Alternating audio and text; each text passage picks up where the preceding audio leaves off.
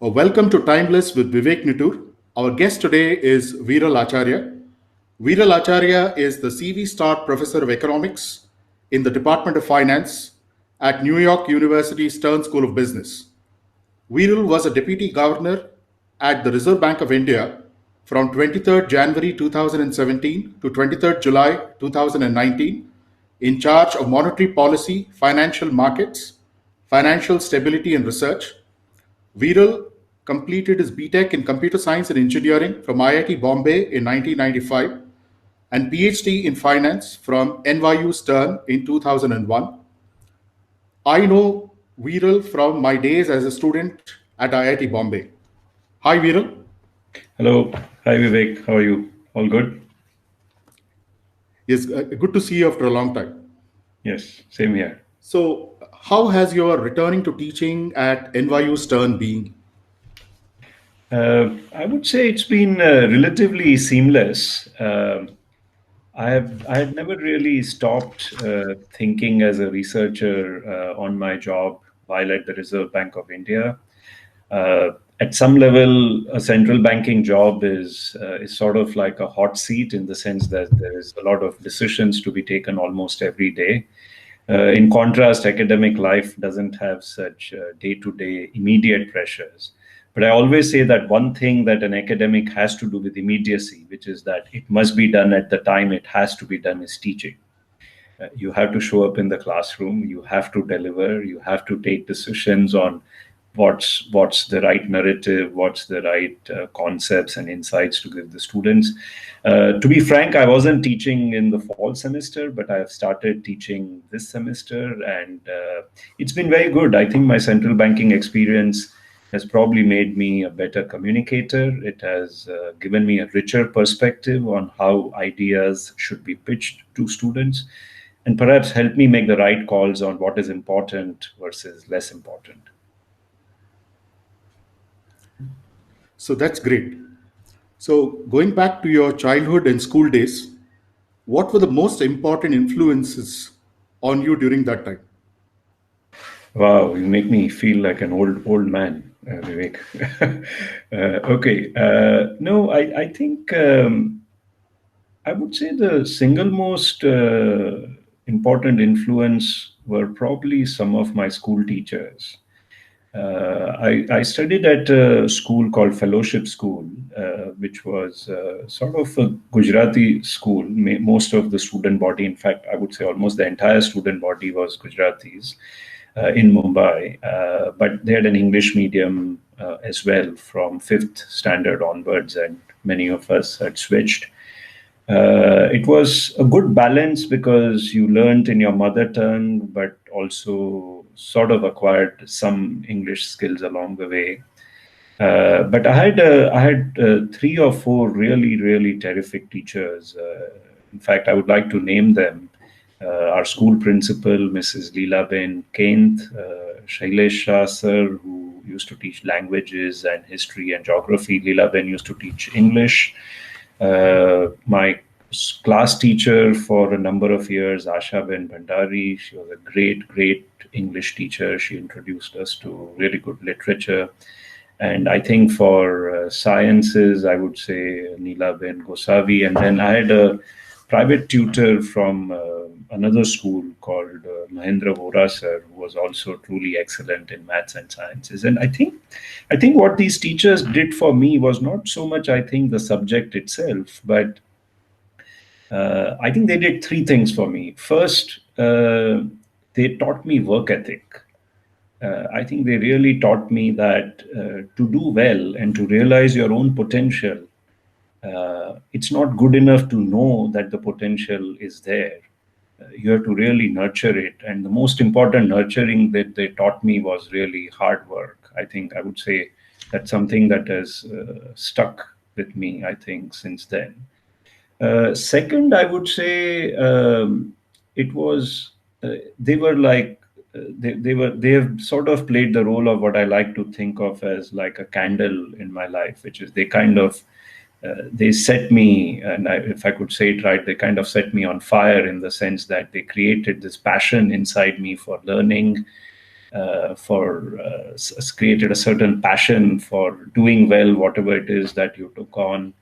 And sort of a little bit of what one might call as sort of self-actuation, sort of discover what's inside you and try to fulfill your promise to the fullest. I think they really they kind of lit that spark inside me.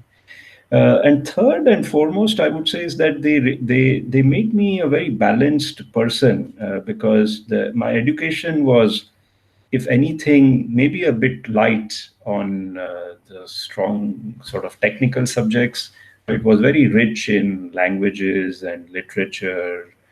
And as time goes by, I'm realizing that the softer skills that exposure to a vast body of diverse literature brings to you, in the end, is not perhaps just more important, but it actually makes the hardware that you have sort of more compelling over time.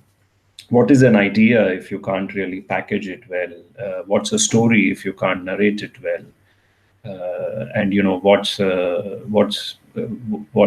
an argument or a debate if you can't actually make it very persuasive and coherent? So I would say hats off to these wonderful human beings. I would particularly like to mention Shailesh Shah sir, because he was the one who truly believed in me and mentored me in my, I would say, 8th to 10th grade. We had this thing that the school had not had someone appear in the merit list of the state. And they kind of set me on that path, and thanks to their efforts, it was achieved in the end. And but I think he unfortunately passed away last year, but I think his memory and his contributions to my life are just priceless. That's good to hear, Viral. In fact, if I could just Building on say the one previous. thing, if I could just say one thing there extra, because it just came back to my mind. There's an excellent doha by Kabir, which goes as Guru Gobind dono khade, kake lagu pai. So your teacher, Guru, and the god Gobind are both standing in front. Whose feet should I touch?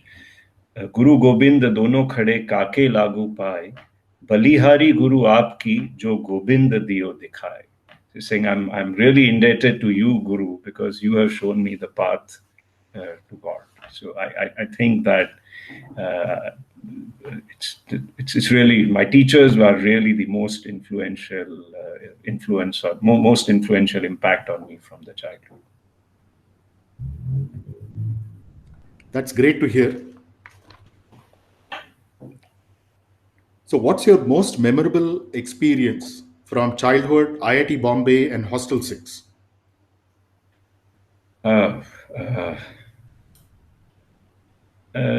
I would say probably the ragging days in Hostel 6. I would put them as sort of number one.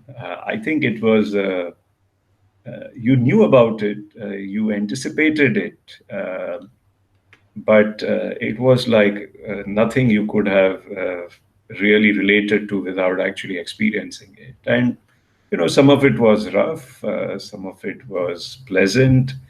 But I think it was an incredible bonding experience with the seniors. And now that when I look back at it, it was also a little bit of sort of migration from, I would say, sort of boyhood into youth in a more serious way. Because you kind of realize that life is tough. Life can be tough even with the best of your friends around you.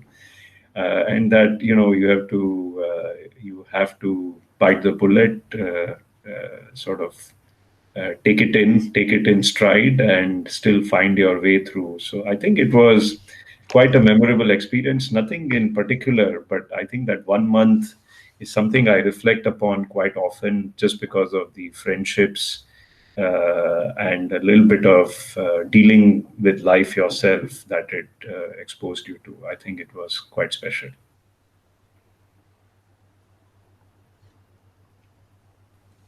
What were your feelings when you received the Distinguished Alumnus Award from IIT Bombay? I think it was, I would say, quite satisfactory and fulfilling in the sense that I think besides my school days and my teachers, I would say the peer group and the learning that one acquired at the IIT Bombay, as I said, that was sort of like, the really coming of age kind of experience during the undergraduate institution. And in many ways, it is an institution that I've always wanted to give back to in some way. I've probably not been able to do as much as I would like to as of yet, but hopefully soon. But I think to me, the award was important not so much for the recognition, but for actually strengthening my resolve to get back to the institute and sort of, let me call it, like pay my dues in a way. As you all know, certainly for both of us, we really went through our undergraduate education for virtually peanuts. I don't know what it was like. I think it was 268 rupees in my first semester, and by the time I graduated, maybe it was 468 rupees per semester or something like that. I think the mess bill used to be 600 or 700 rupees a month. But I think the quality of people it exposed you to, the kind of ambition, drive, resourcefulness, I think that IIT brought into you are, I think, probably unparalleled compared to sort of most undergraduate experiences. And I think the getting the award, walking up to the stage to receive it, etc., it kind of, when I was doing it, I realized that this is such a great institute, and one must do whatever it takes to, I think, ensure that it remains great and continues to rise and reach the pinnacle of excellence in education for undergraduate. About your interests in poetry, music, and cricket, do these interests go back to your campus days? I would say yes and no. I think I was quite drawn towards poetry from an early age, and I think this is again thanks to the school teachers I mentioned. I think especially my language teachers, both Asha Ben Bhandari and Shailesh Shah sir. I think they had really good taste for poetry. I think they explain poetry in very unique ways. I think they exposed me to I would say, very high quality of literary writing, not just in English, but also in Gujarati and Hindi, which were the other languages I studied well. I had always liked music. I used to listen to a lot of music, but I would say I was sort of more of a casual singer when I was in school and Ruparel College. But I think it was really only in IIT that I really took to singing as a real passion. We had a wing. It was interestingly called the Ghat Wing because it was full of Maharashtrians. I was sort of one of the oddities, so to speak, in the wing for a Ghat Wing. But it had just phenomenal singers. We had three singers who were 2 years senior to me. One of them was classically very well trained, Rahul Parulekar. Another guy, Anshuman Patwardhan, is a fabulous silken voice. And Puneet Joshi, who is sort of, I think his sort of sheer energy for music and doing things on his own is just so inspiring.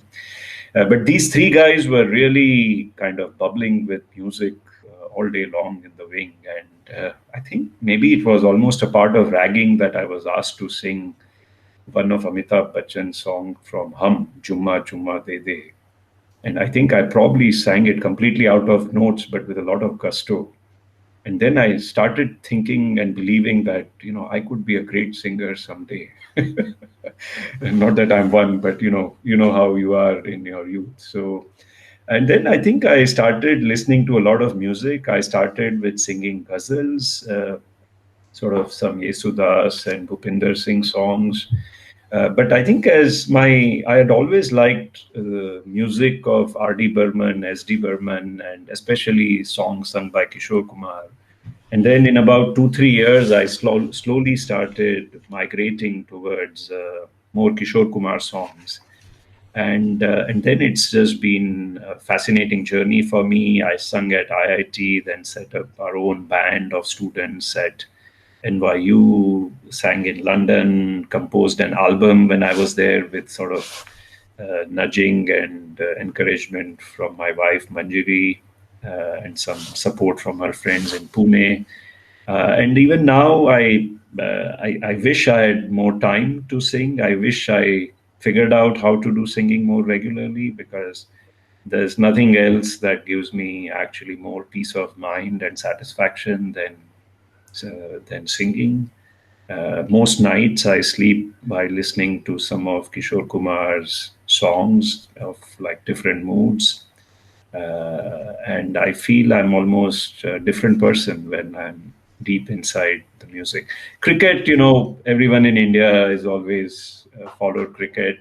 I started playing cricket more in the gully first, and then more seriously in IIT, and then in London. In last 8, 9 years, after coming to New York, especially coming back to New York, I should say I haven't been able to play much. But now I play tennis very regularly since 7, 8 years. I play almost 1.5 to 2 hours every day. So it's great. That keeps changing, but that's not true about music. The music is a constant for me, especially the likes of R.D. Burman, S.D. Burman, Kishore Kumar, Lata Mangeshkar. I think these are timeless melodies that they composed, and every time I learn, it's like a new concept in science. Sometimes, you come across old ideas, but every time you revisit them, you see them in a new light. And I feel it's the same way with music. Every time you listen to some exquisite piece of music, you appreciate it and understand it in a different way than you had before.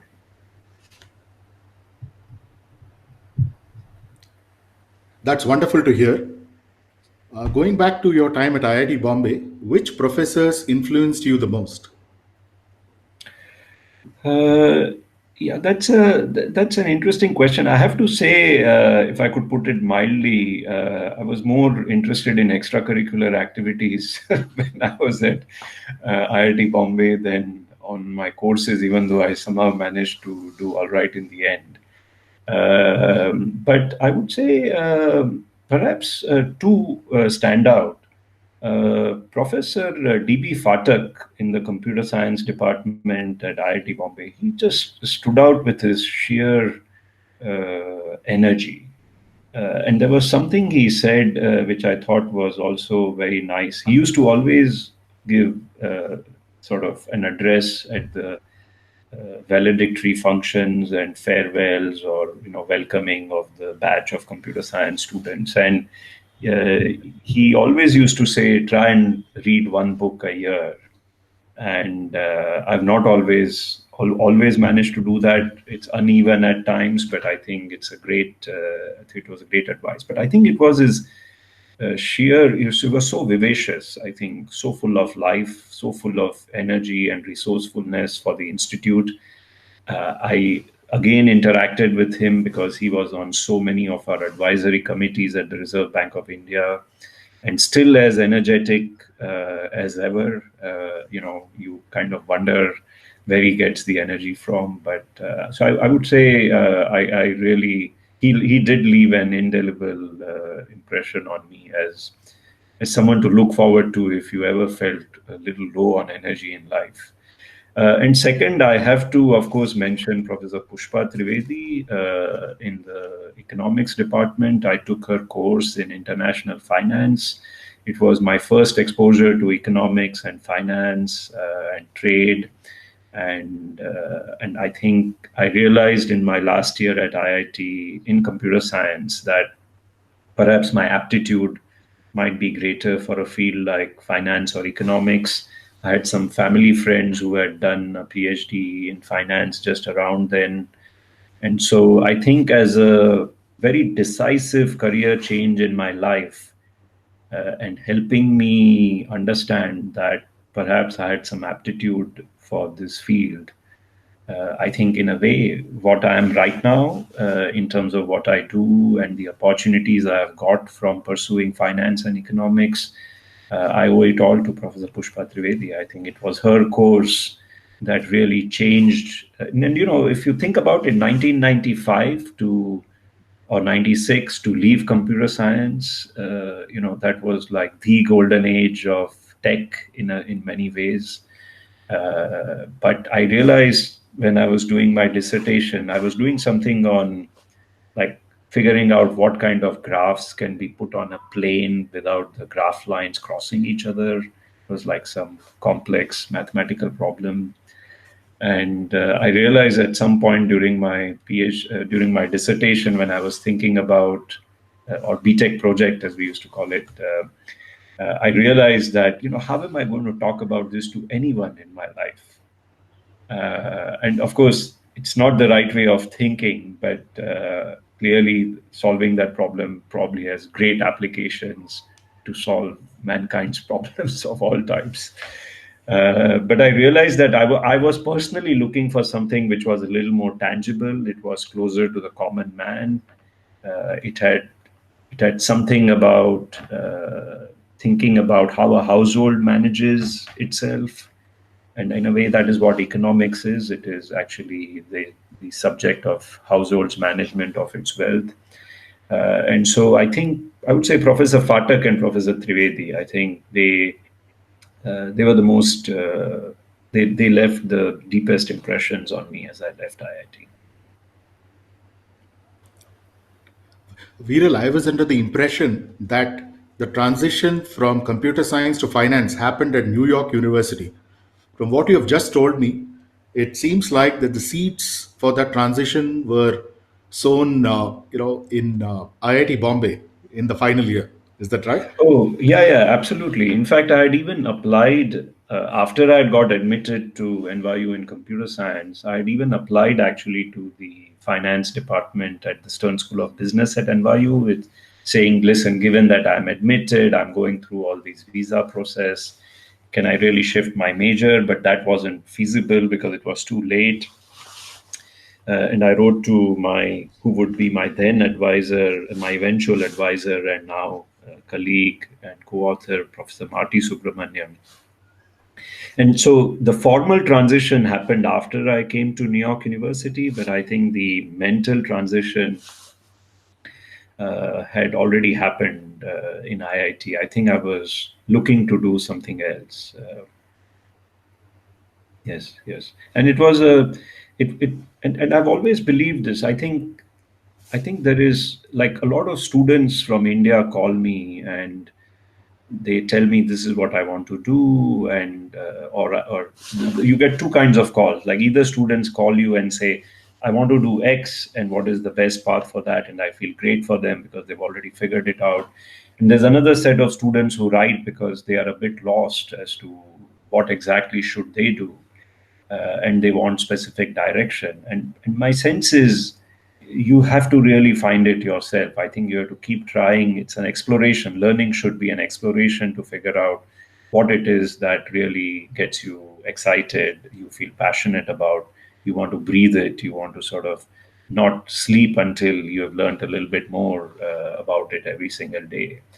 And so I think it was sort of an accident in my case. I don't think I had thought through it as clearly as I'm describing it now, but I'm thankful that I had the courage to take some of these classes and then change direction, because it's very clear from whatever experience I had as a computer science student that I have more intuition and a natural affinity for the subject of economics and finance. And if I had not taken those electives and almost taken a deep dive without knowing what the consequences would be of doing a PhD in finance without sort of knowing much about the subject, I don't know if I would have really kind of made it to your interview list, Vivek.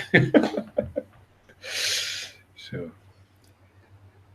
So, but when a Viral, I'm student still happen, I amazed. think trying to plan trying to plan life in a very structured way all the time doesn't work. I think you have to sometimes you have to accept that nothing is going to happen in life for some time, and you have to just lie low, believe in yourself, keep trying new things.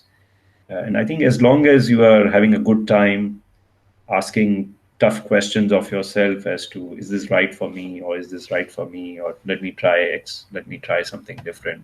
I think as long as your curiosity, your effort, your learning are not sort of getting suffocated by your anxiety about where I'll be in future, I think you should never worry. I think this is what I like to always tell students, which is don't worry if life remains unstructured for some time, or if you don't see a clear path to success. Maybe that's good, because I think it is going to force you to dig deep inside yourself and really figure out what it is that I'm meant to do. What is my the thing to achieve or crack in life. That's right. Viral, I'm still amazed by the fact that a course in the final year changed the direction, from computer science to finance. This is really amazing. I was wondering what was the reason why you chose an academic career after your PhD? Like, what attracted you towards an academic career in the first place? Yeah, it's a great question. It's I would say it's really in the end a lifestyle choice. When I joined NYU for a PhD in finance, I wasn't sure whether I really wanted to be an academic, because finance that time was also a booming field. Several new markets were getting developed in the United States. Uh, you know, there were shocks every now and then. And in fact, one of the shocks in 97, 98 led me to my eventual focus on working on financial crises and bank regulation. But it was still a good time actually to join industry, join some of the Wall Street banks. And because I was interested in that, I did almost 3 summer internships as a PhD student at JP Morgan, and I learned a lot. I think it was very cutting edge work. I would have been very happy after my dissertation actually to join one of the banks. But what I realized during my 3 summer jobs at JP Morgan was that, as far as lifestyle was concerned, Wall Street was also a little bit of a black hole. I think you went there in the morning and you almost got sucked in. You had kind of your life was sort of taken over by something else until you returned late in the night. And I realized at some point that, given my interest in extracurricular activities like music, etc., that, perhaps academic life was a little more balanced. What I like the most about academic life is, as usual, like 3 things. One, you can pace yourself. You can sometimes work very intensely for 5 days, almost 24 hours, almost with the sleep included in between here and there, and then do nothing for the next 25 days of the month.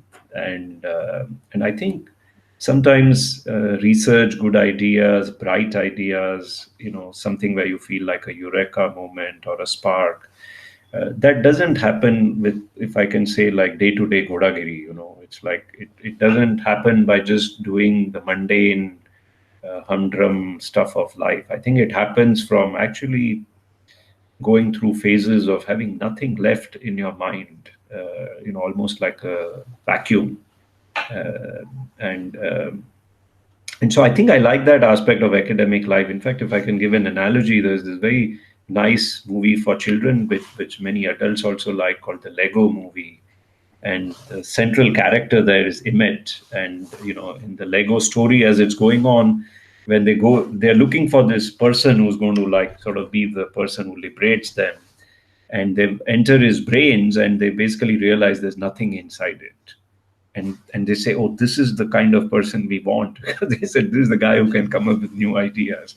So I think a little bit of doing nothing and boredom, etc., in academic life is, I think, almost a required medicine for actually getting the bright ideas in your phases and spurts.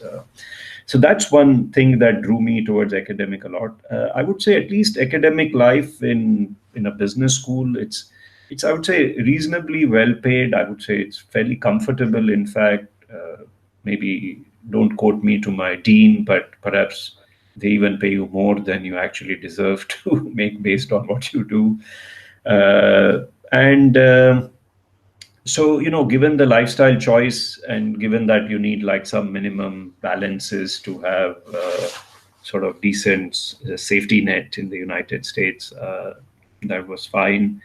But third and foremost, I think it's really the quality of people, I think, in academia. I think these are people who have the sharp minds. They could have been elsewhere making a ton of money. They could have been entrepreneurs, they could have been in industry, they could have been CEOs or running hedge funds, whatever it is their field. But they chose to sort of, in some sense, pursue knowledge, pursue their creative instincts, pursue sort of doing innovative, sometimes profound research. And I think it keeps you on your toes all the time because, as they say, you are only as good as your last paper, because if that's not good enough, you lost the edge. So I think I like that constant retooling, refocusing, staying on your toes all the time to, even now, after, what, 25 years of my PhD and close to 20 years in academia, I still feel I have to prove myself every single day because if what I write is not good enough, I've kind it's that doesn't that's not it. You really want to do it very well, and there's a lot of focus on rigor. I would say the big difference is that in industry, you do 20 so you get to like 95% of what you want to do very quickly, and then you kind of leave it there. The last 5% of precision, robustness, etc., are not always that crucial. Academia is anything but the opposite. 95% happens very quickly, and then you spend most of the time developing research in the last 5% to ensure it's like really watertight. And over time, I've started liking that rigor, that notion of robustness in what you are saying, what you are doing, what you are proposing. But in the end, if I think about it, is lifestyle choice. I can sleep when I want. I can play 2 hours, even 3 hours of tennis every day. Listen the whole day to Kishore Kumar songs if I want, and I can always have that one bright day of research in a month, and that may be enough to do the job well.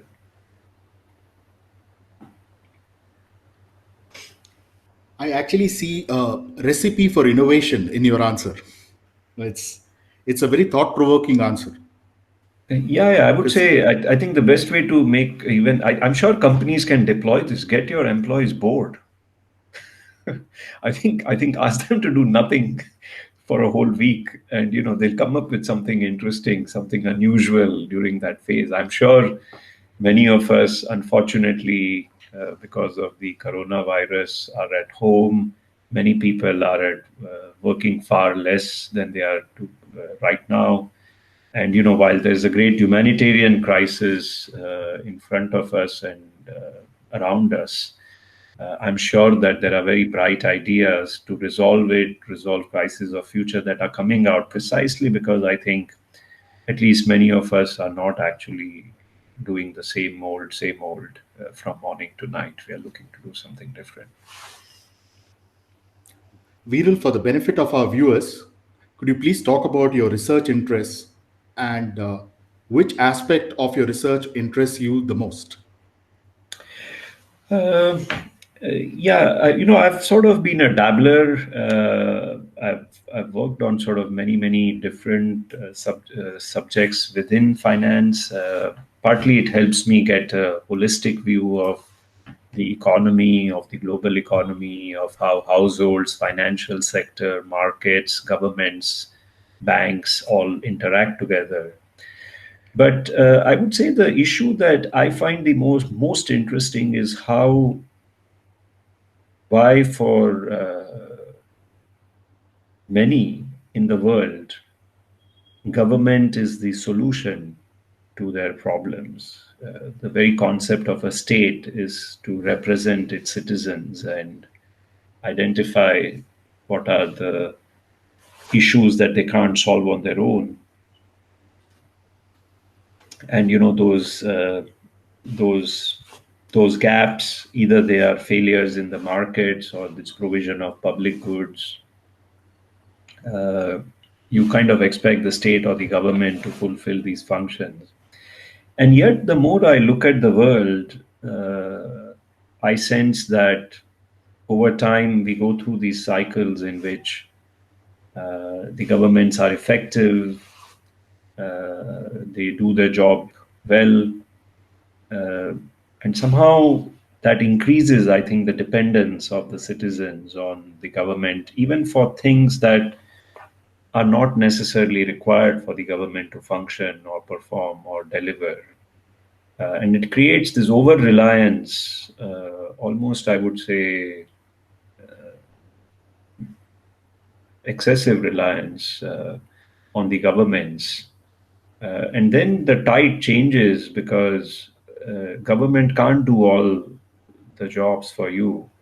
Ultimately, it's the citizens, the society that has to find the right solutions for the grassroots problems. Not always, but in many cases. But if the balance is not right,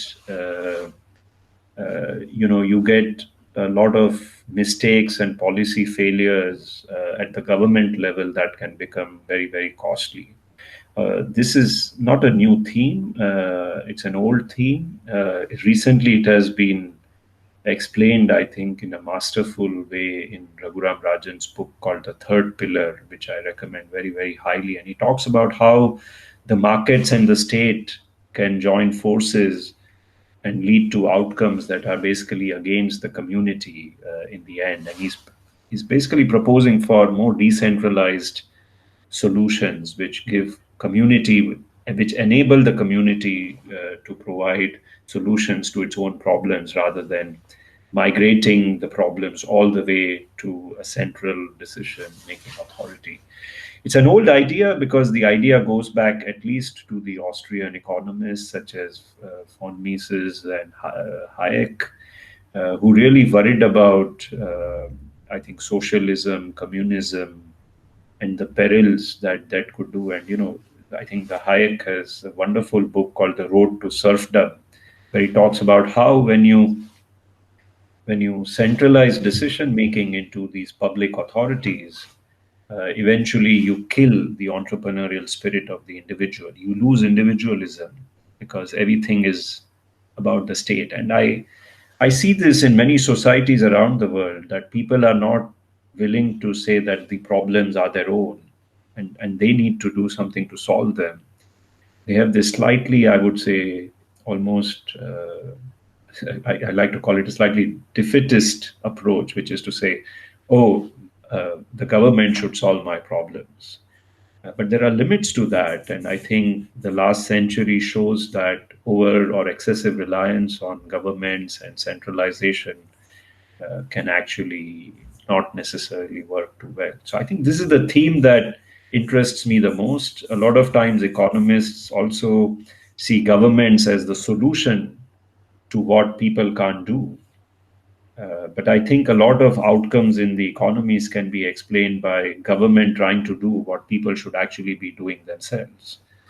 And I think we may actually be in the midst of perhaps a lot of changes having happened in the last 10 years, which have pushed, I think, a lot of economies in this direction, more centralization, I would say more populist leaders. And I think it remains to be seen how long it lasts. My conjecture based on history is that the cycle will turn because people who have elected these populist leaders will realize that in the end, the solutions that they were hoping from the government are not coming through. In fact, what is dominating their lives is actually the mistakes and the errors made by too much centralization. and that ultimately you need greater decentralization. People need to own the solutions to their own local problems. Leaving aside, of course, the provision of public goods such as health, education, infrastructure. I think those have to be provided by the governments. But sometimes I see, even in the top industrialists, a little bit of this defeatist approach that when they don't do well, it's the job of the government to come and rescue them. No, you are the top industrialist. You better figure out your own problems and solutions on your own.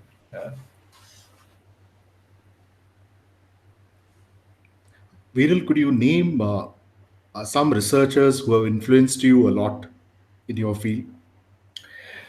I would say many, many. I think in terms of history, I would say probably the writings of the Austrian economists. I think most of all, I think Hayek, in terms of the role of markets, the importance of decentralization, the perils of centralized decision making, have probably influenced me the most. My views are not, though personally, as extreme as Hayek's. I'm more balanced. I think there is a role for the state, there is a role for the governments, but at least as a viewpoint of understanding that there's a downside to thinking about the government as a benevolent central planner that's going to fix all of economy's problems. I think I learned something very fundamental in Hayek's writings. I think the same applies to central bank. Even though I was a central banker, I believe very strongly that a central bank should enable the markets and the economy to do well rather than wanting to be the solution all the time. So I would put Hayek sort of very high on the list of researchers who have influenced me. As a young Indian who arrived in the United States in 1995, just switched to finance and economics, and I was interested in doing work on banks, financial crisis. I think it was very hard that time not to be influenced by Raghuram Rajan. I think he was the rock star of the profession that time. He had just been out for 4 5 years, and he had just stormed academia with the depth and quality of his insights, and also the breadth of his research. And whenever I look at him, I'm almost humbled by. I think it's really the depth of his thought processes. I think he reads a lot, he knows a lot. We only see a very tiny sliver actually of what he knows and understands.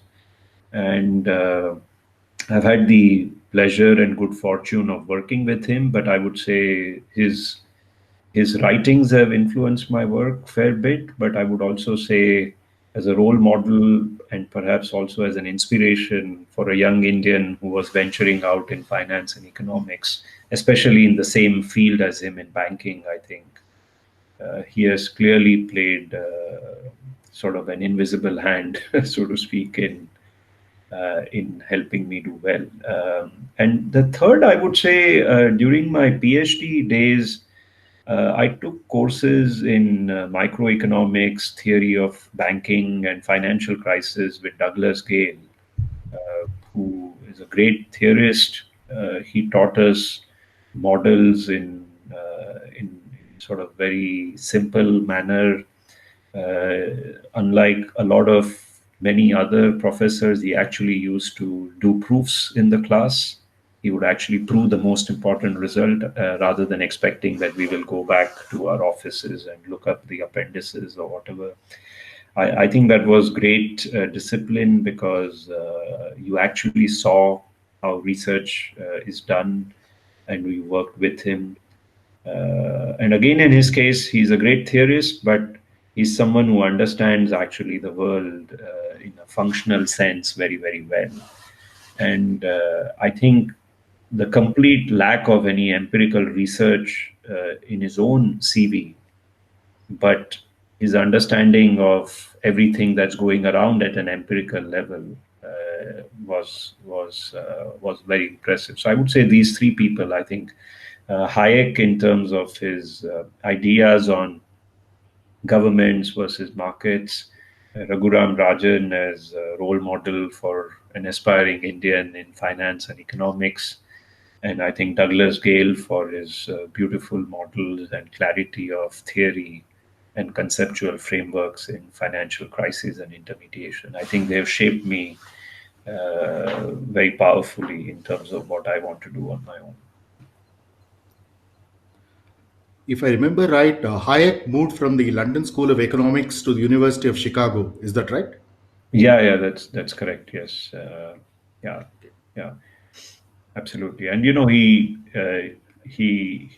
there were sort of natural continuations of his work on information economics, and some of it is actually almost the foundational work on financial markets, which is why do markets exist? They exist to generate information, aggregate views that different investors and market participants have into the prices, and then how do these prices feed back into the decisions that the rest of the economy and the markets, banks, households are taking. So yeah, I think it's in a way they're sort of very terrific ideas. I sometimes feel that the world celebrates John Maynard Keynes for the right reasons. I think there is a good chance that the way things are headed in the world, we might, in 30, 40 years from now, we might actually be celebrating Hayek a lot more than we do right now, because I worry that the perils of centralization are actually being felt in almost all the economies, including developed economies. So, Viral, how would you look back at your experience at the Reserve Bank of India? Oh, absolutely terrific. I think it's a tremendous institution. I think hats off to the previous governors. I think especially Dr. Manmohan Singh, Dr. Rangarajan, Dr. Bimal Jalan, Dr. Reddy, Raghuram Rajan, Urjit Patel, and several deputy governors. The three I know the most closely, Dr. Rakesh Mohan, Mrs. Usha Thorat, and Mrs. Shamala Gopinath. I think they really created such a wonderful institution that has, it's an all-purpose central bank for the country. Tremendous work ethos in the employees. I would say that's like the number one uh, for me as far as RBI strength is concerned. And just I learned so much on the job. I had so much flexibility in terms of the various portfolios that I managed while there. I even did human resource management for the first time in my life and enjoyed it tremendously. So, no, it was a great opportunity to serve the people of India. I'm so glad that I got a chance to give back in some capacity. I hope it was worth it for the RBI as well and for the country. And it allowed me to spend 2.5 years with my parents. It was a rare opportunity that I hope I get back again very soon. But no, all in all, I think tremendous experience, great exposure, and a great opportunity, I think, to give back to India in a small way. Viral, one of your favorite phrases that I have seen from your work is about kicking the can down the road. And you have talked a lot about well capitalized banks and, and about the state of the banking system and about separation of the healthy parts of the banking system from the unhealthy parts. And you've also talked about the possible setting up of an asset management restructuring company in order to deal with the bad assets. So, given the current situation, what is the state of the banking system in India and many other countries? And would you recommend any particular vaccine for the banking system? So, I'm unfortunately in a 1 year cooling off period after my stint at RBI ended. So I won't be able to say anything specific on India. But there are several parts of the world where the problem of banks having incurred too many losses on past loans and not having much cushion to absorb these losses exists. It's a problem because when banks don't have buffers to absorb losses, they can't continue to lend very well. They become either risk averse in lending to the new companies, or worse, they may actually continue lending to the bad companies so that they can keep evergreening the loans and they never have to recognize the losses. This has happened in many parts of the world. It happened in Japan in 90s. It happened in Europe for now close to a decade. It remains to be seen whether this may be a phenomenon that actually occurs in more of the developed economies if there is a serious level of loan defaults that come out of the pandemic that we are going through right now. There's no vaccine exposed that is very easy, but the real, in a way, vaccine is really to prevent the disease. And so the vaccine is really that you need to run very well capitalized banking systems at all times. You can never really compromise on this. You have to adopt a resilience or a stress test approach. You have to ask the question, what if, you know, a very large standard deviation shock occurs? What kind of losses will arise? Can my banking system still absorb the losses in that scenario and yet continue to provide loans to the households, to the small businesses, to the companies, and invest well in the capital markets of the economy? So I would say the vaccine is capital, capital, capital. How much capital is enough? You have to take a resilience stress test kind of an approach, and that has to be done seriously. You can't kick the can down the road in acknowledging past losses, because that just delays the inevitable. And who knows what shock can come and hit you before you have had enough time to actually clean up. So the best time to clean up is now, right now. That's what I always say to the banking sectors.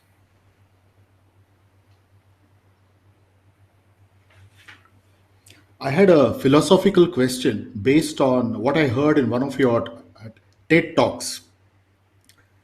You said something along the lines that economics would lead to perhaps better financial planning, but not necessarily a better human. So, would you like to elaborate on that? Yeah, this is a little bit going back to this issue of hardware versus software that I was describing. Yes. Means clearly, in order to live a good life, I think probably an important ingredient is to manage your finances and wealth in a reasonable manner. Ensure your liquidity buffers are at good levels to absorb occasional shocks. They could be health related, they could be job related, etc. But of course, in itself, it's not enough. Ultimately, happiness is a state of being, it's a state of mind. It comes from being able to do and pursue what you like to do. It is hard to always put a tangible value on it in terms of a salary or something like that. As I mentioned to you, so many people in academia are still so excited about small things they are solving. And yet they could have all actually made so much more money outside if they had gone and worked in research labs or industry. So it seems to me that to be a better human being, first one has to, of course, understand and appreciate one's own strengths and limitations. But one has to see oneself as a part of a bigger puzzle. Uh, there is a connection between us and the rest of the society. Uh, some of us are fortunate to be in the situations we are in, but not all of us were necessarily as fortunate at the time we started out. And right at the moment as we speak, I think there are people in the world who don't have access to food, access to opportunities, access to realizing their potential. And so ultimately, I think in some small way, whatever you choose as your sphere of influence, I think one has to be human is to me to recognize that you have to choose a sphere of influence around you that goes a little bit beyond your private interests, uh, and do something to make it better. Is it providing education to children in underprivileged families, something that really sort of inspires me? Is it getting food, say right now, to the migrant laborers in India, who are many of them struggling, or slum dwellers in India? Is it about the long-standing diseases which have cure in many parts of the world, but not in the most poor, or the not so wealthy nations? So I think one has to choose what that sphere of influence is. It may just be your street, it may just be your community, it may be your country, it may be the world. I think it's not so important to me to do it for the place you came from. I think being human is to just realize that you are part of a bigger puzzle, and you have to fit as a jigsaw piece somewhere in there. And the jigsaw piece will fit in well only if it connects right to all the other pieces around. And so I think economics is good. I like it, but I think there's more to life than just that. Yes. Would you have any specific recommendations, Viral, on how to bring the global economy out of the situation that COVID 19 has brought us to? Uh, it's a very complex situation. Clearly, it varies by country based on what their resources are. Clearly, the healthcare needs are very, very high. This is a very large number of deaths in a very short period of time. And, in order to really prevent the infections from spreading violently, and to reopen in a reasonable way, to reopen economies in a reasonable way, we need a lot of testing and tracing if infections continue. So it's a huge undertaking for even the wealthiest of the nations. One thing it's making clear is that if you have not invested in the provision of healthcare at the level of individual communities, it's difficult to actually find to implement and design the most efficient solutions right now. So I think it has brought to me the most important lesson is that how important healthcare is actually in a way, and how little sometimes we devote attention to it in the economies, including in some of the wealthiest economies. That's one. So I would say we need to pay more attention to healthcare for sure. Second, I think clearly in the interim, there's a set of businesses, employees, workers, families who are especially dependent on services, transport, restaurants, etc., who are the most affected, and we clearly need to ensure that they have a soft landing out of this, so that what should be hopefully not more than 2 or 3 quarters of slowdown for them doesn't become like a permanent impact on the quality of their lives. So, to the extent possible, I think all resources that one has free beyond the healthcare provision have to be devoted, I think, to those most in need. And I think this is an important point I want to stress, which is everyone is affected. Okay, there's going to be salary freezes even for the most wealthy CEOs out there. But they are not the ones we need to support the most right now. I think we really need to focus attention of the limited resource that each economy has, first and foremost on healthcare, and those who really can't even meet their basic subsistence needs, or are likely to see very substantial deterioration in their quality of life from here on. This is not the time to worry about those who are really in the upper echelons of society as far as wealth is concerned. And I think some clarity of purpose has to be attached to the relief measures that are being designed right now. Now, different countries have different scope for undertaking these measures. Some countries have great institutions and their cost of borrowing actually declines in times of such global stress. They can be a bit generous and simply add layers of stimulus and relief packages. Some other countries don't have that luxury. They are not the safe havens of the world. Maybe they're not run their fiscal very well.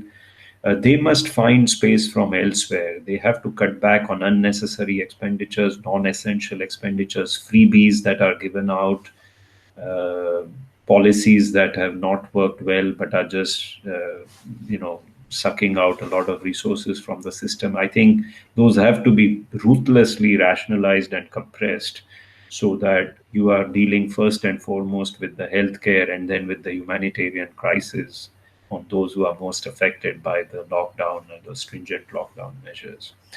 So I would say health, focus on health first, focus on relief and soft lending for those who are most affected by the lockdown measures, and figure out a way to test and put in place gradual relaxation of the lockdown so that the economies can be moving back again. Uh, there will be pain to follow. This is a huge shock. A certain amount of activity is lost forever. It's not going to come back on the balance sheets of many individuals who are providing these activities. And many governments are going to be coming out of this crisis with heavy levels of indebtedness, whether we like it or not. That's going to mean that they will have to collect money in order to pay these off. And I think the principles I was alluding to earlier, where when the balance tilts too much in the direction of the government, in this case because of the shock, the right way to kickstart growth is to reverse the balance, which is we will have to find ways in which we enable the private sector to create stronger growth, more robust growth, growth that is not just short-lived, which is resilient to the kind of global financial crisis or a pandemic stress or maybe the upcoming climate change risks that we may be likely to face. So I would say that if we do the needful in the short run, but commit ourselves as societies to figure out ways to enable the private engines of growth to start wheeling again, I think maybe this could actually pave the path for the much needed rebalancing in the global economy. Sort of a little bit less of the government, more of the government where it's needed, and less of the government where communities, markets, private companies can actually do the needful and perhaps much better than what centralized institutions can deliver. Anyway, I wish you all the best. And I want to wish all the readers as well the best of health in these difficult times. Yes. Would you have any specific message for the world during these crucial times, Viral?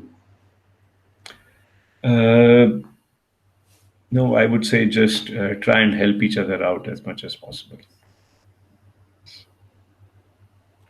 So thank you very much, Viral. It has been a delight speaking with you. Same here, Nittoor. It's great to connect after a long time, and thank you for reaching out. And I hope we stay in touch. Thank you. Absolutely. So thanks a lot, Viral. See you. Yes, bye.